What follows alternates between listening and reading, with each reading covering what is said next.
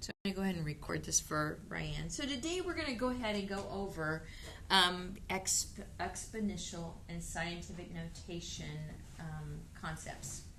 So tell me if I read. I want first of all, I'm going to just give you this. If I have this, how do you guys read that? Okay, x squared. Okay, what if I have changed it? I'm going to just change it to. Oh, I could just go to. Okay, what is my base? X. Okay, what is, and then the 12 we call what? Exponent. Okay, so those are going to be just the common terms that we have. Now, the first one is the product rule, which states that if I have a common base that I'm multiplying together, then I can go ahead and add the powers. Now, the reason, the story behind it, so I usually always start with, like, if I have x squared times x to the third, if I have that, that means that I have the x squared is going to be x times x, and the x to the third means x times x times x. And obviously, if I count them, I would have 1, 2, 3, 4, 5. So I know that it's going to be x to the fifth power. I don't want to have to do that for every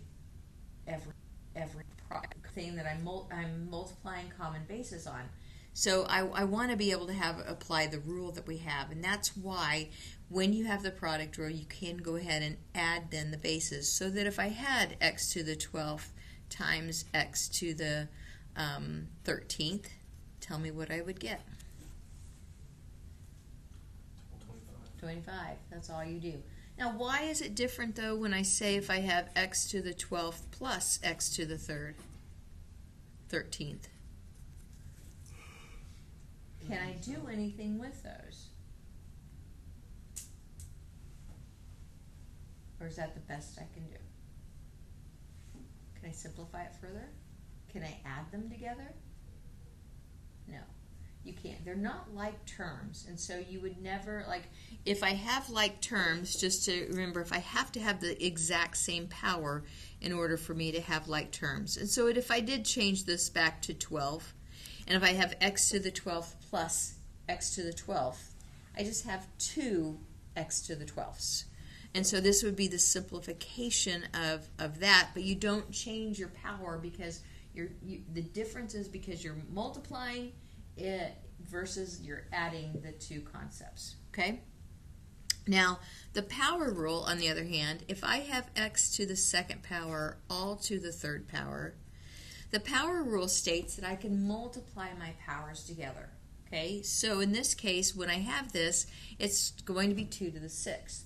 But the reason behind that is when I have x squared all to the third power, that means what? X squared. Keep going. X squared times x squared times x squared. And that means 2 plus 2 plus 2, just like we had in the product rule. And 2 plus 2 plus 2 is going to be 3. Or 2, well, 6. 2 plus 2 plus 2 is going to be 6, so it's x to the 6th power. And again, I don't want to have to expand it out like that. I would never want you to, but that's the concept behind why it works that way. So in this case, when I have a power to a power, I'm going to multiply. So let's just go ahead and say, give me, what's your cert? 12 and 21. Wow, it's 12. Okay, we're going to do it separate. So we already used 12. So let's go 21, and then let's say that I had it to the third power. So instead of multiplying it out like we did, you would just say x to the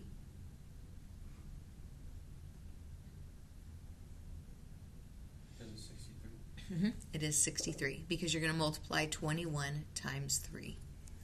Okay? How far could you guys... Okay, so let's just take... can you guys say your cubes? Okay, so one time we talked about saying a list of squares, right? So if I start out, I'm going to just say, okay, the first one is 4. The next one would be... Okay. What's 3 squared? 3. Just 3 times 3. 3 times 3 is 9. 4 times 4 is 16. 5 times 5. 6, keep going. 36. Tyson, you going to do the next one? 49. Next. 8, 64. Okay. So we're at 64, so that's 8, so 9. 81 is 10. 10. 100. 11. 121. Okay. 12. 132. Close. 144. 44. 144 is such a common, it's a really interesting number because it goes into so many things. So 144, and then 13. I think. Okay, so let me jump to 15. You guys know 15? Is it 225? Mm-hmm. It is. Okay, so knowing a couple of those helps. Let's do cubes. So I'm going to start with 2 cubed. 8. 8. 3 cubed. 27. 27. 4 cubed. 32. Close. 16 times 4. So. Oh, 60. Yeah, you're right. So 60. 63. Close. Remember, 6 times 4 would be 24, so it has to end in 4. So 64. And then if you go, I'm going to do one more because 5. 5 is very common. 25 times 5. Anybody know it? You're doing it in your head.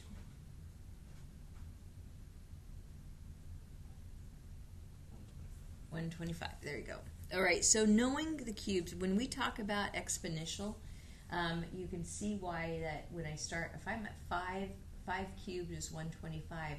When I talk about a function that's going exponentially large, you can see why it's increasing at an incredibly, a very large rate, I guess, is the best way to say that. All right, let's go ahead and finish with the quotient. We had the power rule. The quotient rule means we're going to subtract them. So that also makes sense when I have like x to the 6th divided by x to the 3rd.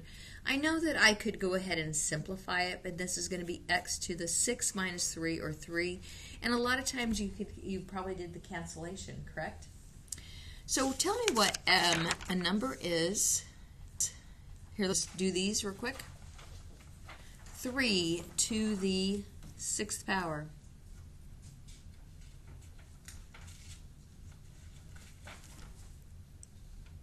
Or this number A, sorry, not 3 to the 6th power. 3 to the 2nd power times 3 to the 3rd power is not 3 to the 6th power. It is 3 to the 5th power. This one, 2 to the 4. Okay, this is going to be 1. So it would be 4 plus 1 are going to be 2 to the 5th power. Then let's go over here. This one is 3 to the 6th. And then this one down here, 3rd. 3 to the 3rd. Okay, if I can continue on, if you notice, here's the rule too, which was anything, so any base to the 0 power is 1. And I get this a lot. The people, like the mistakes that I see a lot is b to the 0 is equal to 0. So again, that's not the case. The reason it is, if you think about the power rule, so if I start with a b, which is my base, and I say that it's going to be to the 5th power over b to the 5th power. Well, you guys know by canceling it out, it's just going to be gone. It is 1, correct? But my quotient rule says that I should be able to take b to the 5 minus 5. And 5 minus 5 is going to be 0. And so that's, again, another illustration. And you can put any numbers up here that are same. But remember, when everything cancels out, that's the reason that anything to the 0 power is 1. And it's never going to be then 0. So when I have on this one, 7 to the 0 is 1. Pi to the 0 is 1. Negative 5 to the 0 power is 1. And then this one is different. What makes it different?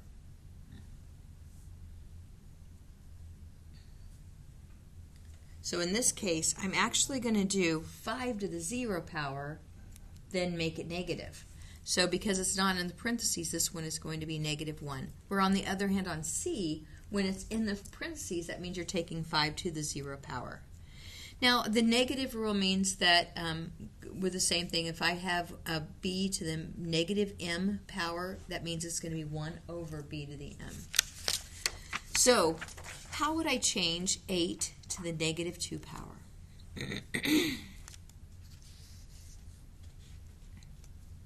How do I make the power positive? 1 over 8 squared. Yep, so it's going to start off with 1 over 8 squared. You're going to bring it down. What I've used to say is, I teach this, when you draw the line, okay, you're going to change the sign. And we do this with, so if you cross the line on this one, you're going to also change the sign of your exponents. So 8 to the negative 2 power is the same thing as 1 over 8 squared. But 8 squared is going to be then 64. So anytime, a lot of times you will go ahead and give me the actual answer. So let's go ahead and do b. B is going to be down here. So I have 5 to the negative 3rd power. So I'm going to start off with making the power positive. So it's going to be what? 1 over 5 cubed. Yep. 5 cubed is going to be then 125. So it's 1 over 125. And then the last one I have c to this is 7 to the negative 1 power is the same as 1 over 7. Got it. All right, so then we're going to, some of the problems you have will be simplifying these. So I'm going to start off, I would need to use my power rule first. So if I have x to the 3rd to the 4th, I want to simplify that. And that's going to be actually, my numerator is going to be x to the 12th over x to the 14th. Now, in this case, a couple of different ways you could do it. I would just go ahead and cancel. I'd say I have 12 x's on the top. I have 14 on the bottom. That means I have how many left on the bottom? And you would have 2. So it's the same as 1 over x squared. You theoretically could do the same thing as x to the 12 minus 14 and get x to the negative 2. And then, of course, I would want to bring it to the bottom, just like we've done, as we'd get the same answer. So it doesn't matter how you, what you implement. Okay, so on the next one, I'm going to go ahead and simplify any numbers I have. So if I have 30 over negative 6, okay, negative 5, top or bottom? Top, because the 6 is on the bottom. Then I have x squared over x to the 8th. X to the what? 6. Okay, 6, top or bottom? Bottom. Okay, on the next one I have 5, y to the 5th over y to the negative 3rd.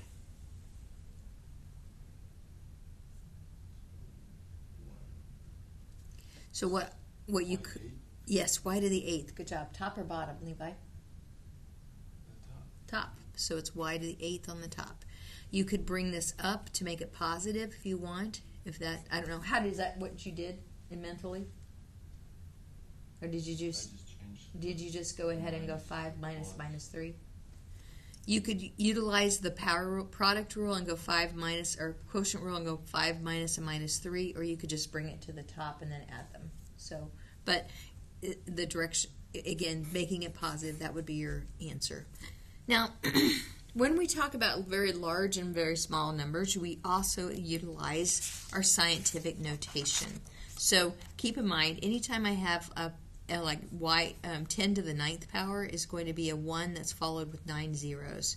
10 to the negative 9th then is going to be then, if you look, it's going to be from this decimal point for 1, you would just come over 9 decimal places.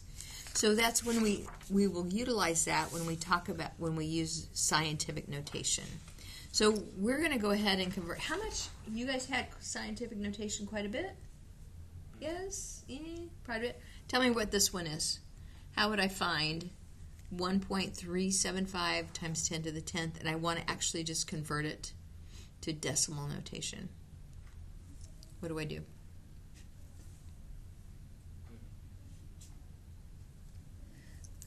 Go ahead and write 1.375. Now I used up how many decimals right there? if I move my decimal. 4. Okay, but it's right here. Try again. It's going to be 1, 2, 3 decimals here. That means out of my 10, I've already used 3. So how many zeros do I need to continue? If I've used 3 and I got to go to 10, I need 7. So 1, 2, 3, 4, 5, 6, 7, and then I'll go ahead and put my commas.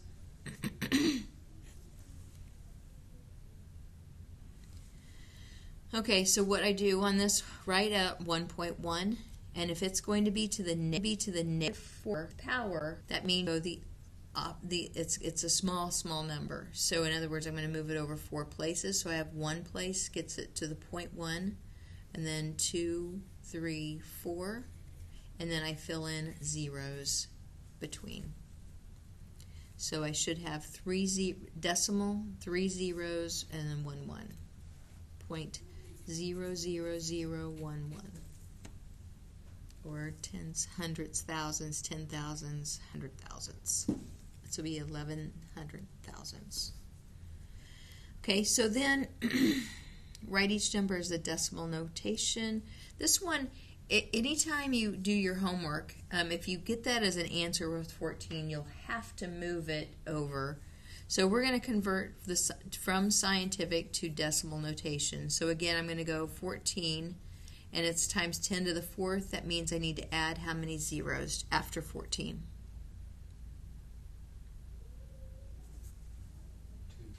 2. Okay. Tell me where you get 2. 2 minus 2. Okay. 4 minus 2. Okay. Here's my decimal though right now because it's in the 14, and so that means that I'm going to have to just go times 10 to the 4th. That means I'm going to have to add 4 zeros. And then I'll go ahead and add in my comma. So my decimal moved over here 1, 2, 3, 4 places. So my answer then would be 140,000. Where's the 8? Oh, well, 8. You know what I did? I was thinking that was like my 8 point something. I'm sorry, but you're right. I just did that too. Sorry, but you're right on the 4. Here, let's do it. Let me try again, Levi. You were correct. I looked at it as 8 and then point. It was the 14. So let's try this one again. I think you were correct, Levi. You're going to go over 2 places here. So 8, and then you're going to move it over 1, 4. 1, 4, and then you're going to add how many zeros? 2. That's what you were saying, correct? I would agree now that I look at the number right. So it's 81,400. Okay, on the 4.63, I'll give it right. I'm going to move it to which direction, left or right? Okay, so 1, 2, 3, 4, 5. So I'll have 4 zeros in front, and then it'll be the 463. So 0.0000463. So let's try the next one. So I have 5.84, and I'm going to move it over 7 places. So I'll have 6 zeros, 1, 2, 3, 4, 5, 6, and then it'll move. So 0.0000584. And then the last one, it'll be 7 followed by how many zeros? 6.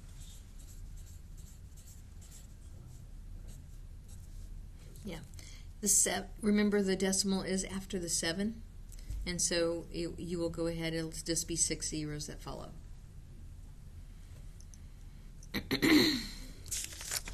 All right, converting this way. So we'll always write, your numbers have to be between 1 and 10 for scientific notation. That means I have to write this one as 4.6 to be in the correct scientific notation. So that would be 4.6 times 10 to the what? 5th. Okay, so here's 3, 4, 5, 6. I would agree with 6. Okay, this one's going to be 2.3, and I'm going to move it over times 10.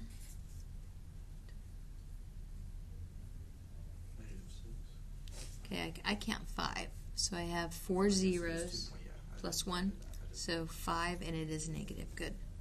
Okay, when I convert scientific notation, so this one's going to be 2.7 times 10 to the what? 3. Good. This will be 8.3 times 10 to the? 4. Negative 4. Good. 3.15 times 10 to the?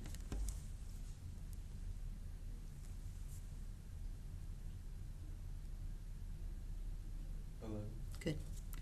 Okay, and then 9 times 10 to the?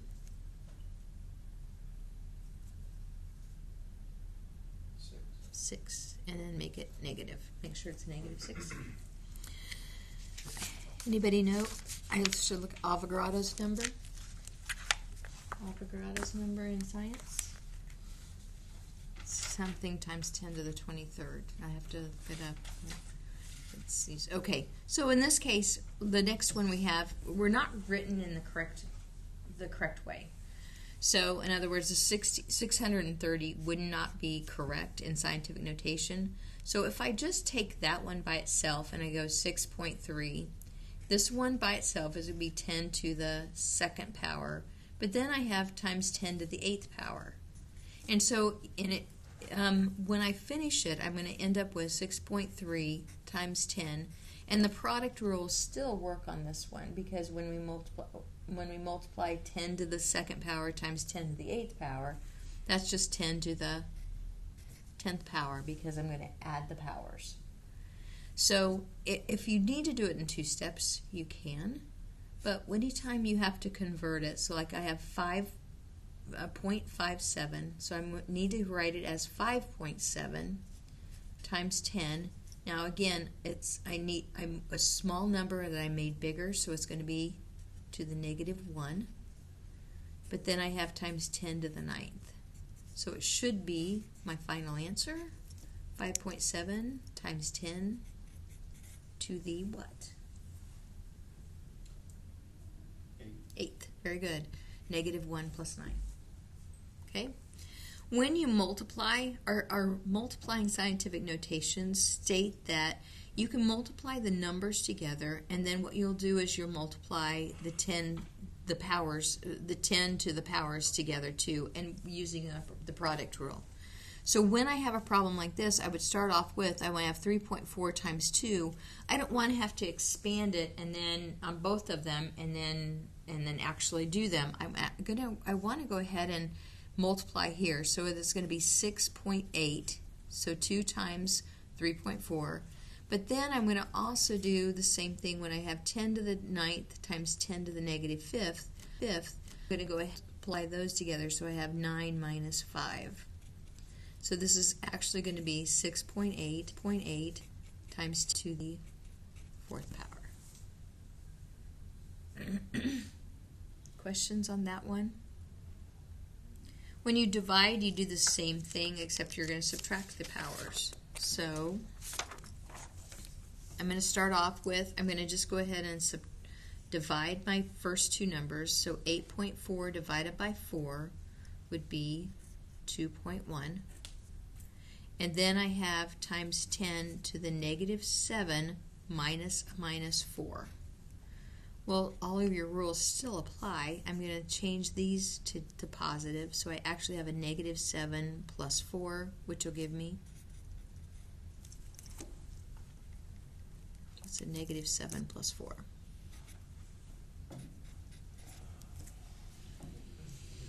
Negative 3. Okay? All right. Let's go ahead and do these next 2. So this is going to give me, what do we multiply together?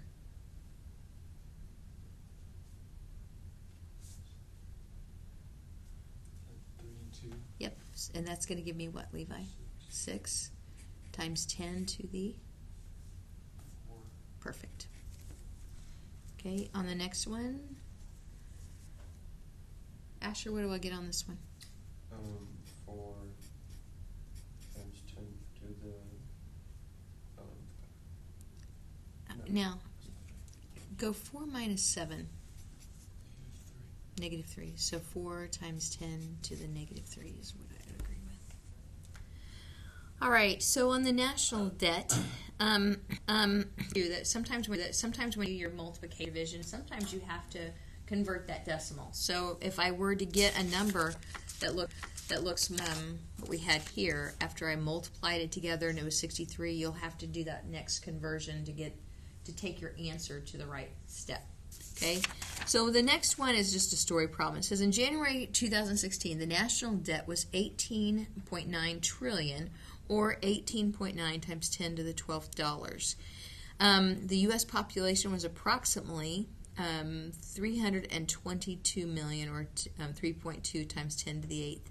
If the national debt was divided evenly among the individuals, how much would each individual have to have? So we're dividing it.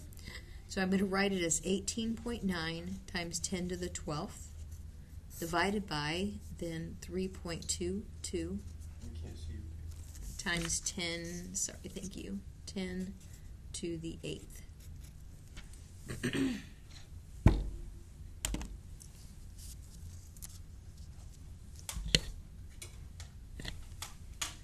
So in that case, grab your calculator and go 18.9 divided by 3.22. Did you get 5.86? Yeah. 87.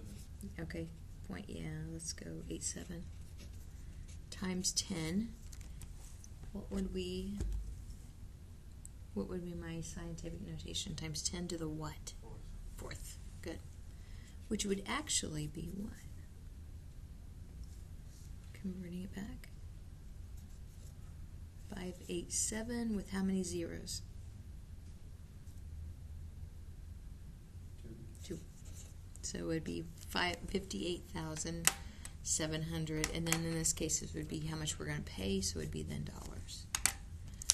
All right, that takes care of that lesson.